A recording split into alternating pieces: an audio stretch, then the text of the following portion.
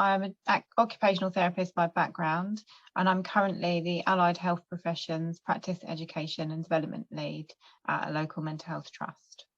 I previously worked as an Allied Health Professions Practice Placement Facilitator, and that was through a secondment opportunity. So it was a part-time secondment.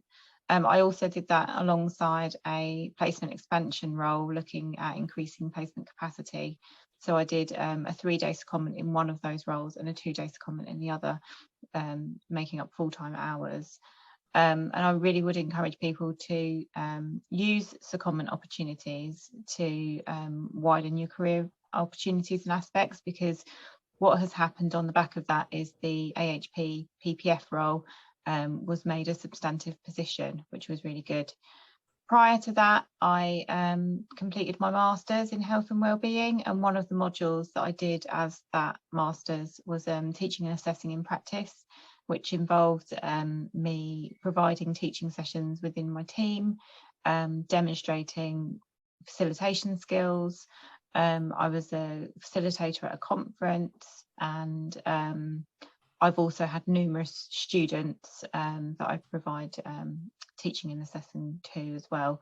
And I feel like my experience on that module definitely helped me to get to where I am now. I'm currently new to the role of an Allied Health Professions Practice Development and Education Lead. So I feel like I'm currently very happy in the position that I'm in, and I'm still learning a lot in this role. I particularly need more experience around strategic thinking and looking at the national and wider issues in AHP Practice Development and Education. I would like more opportunities in teaching, and I have signed up as a sessional lecturer at the local university in order to get some more experience in that. I'm also currently trying to develop an education development framework within my trust. And again, I need some experience around the development of frameworks. I have had previous experience of writing standard operating procedures and operational policies. But yeah, having those kind of experiences would be really good.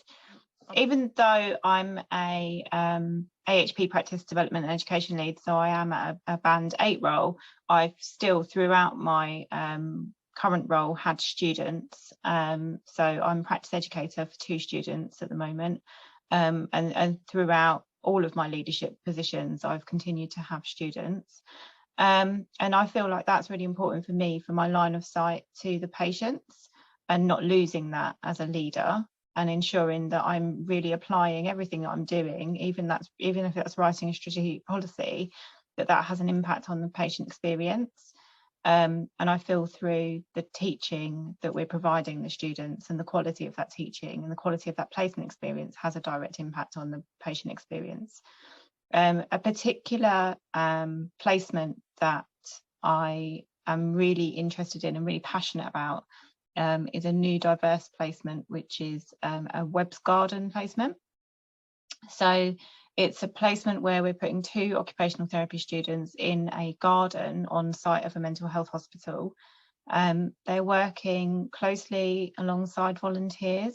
So the volunteers who run the garden are either ex-service users or ex-staff who have lived experience of working or experiencing mental health issues themselves.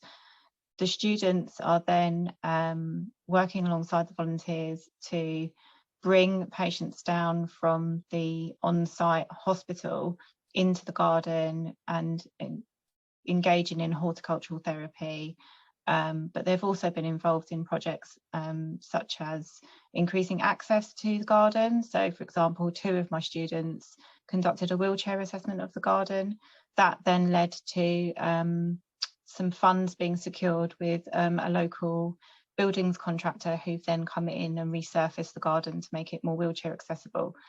Other things that we've done is we did an innovation fund to ensure that there's internet access down in the garden, because there wasn't internet access down there previously.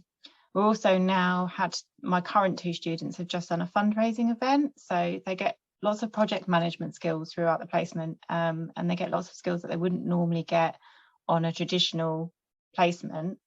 And they did this fundraising to raise money for the garden so that we can turn the garages that are on site into a farm shop. That farm shop could then be run by the volunteers. Patients can come down to the ward from the wards. They can purchase items in the farm shop. They can take them back to the ward and do some cooking with them. But also, in my mind, there's a vision there for potentially patients having some job skills sessions, so looking at vocational rehabilitation skills and maybe, you know, helping restock the shop or help to run the shop in some way as well. So there's all these kind of opportunities, and it's about the students seeing that, yes, you're doing a fundraising event and yes, you're writing a business case, but that has a direct impact on patient care in the future, and it's about that being sustainable. What I would really love as well is for us to look at social prescribing and being involved in the garden being used for social prescribing projects and getting the local community down. We do have open days in the garden already where we invite the public in, and we'll have like a little bit of a fair, and we'll have things for sale. We have things for that the patients might have made or created that might be in the garden. And you know, that's really nice, and it's about connecting the community with the garden together. And we've also ensured that places like the Umbrella Centre and Take Off are aware of the garden as well, so that we can get ex-service users in to work in the garden as volunteers because they find it really, really beneficial.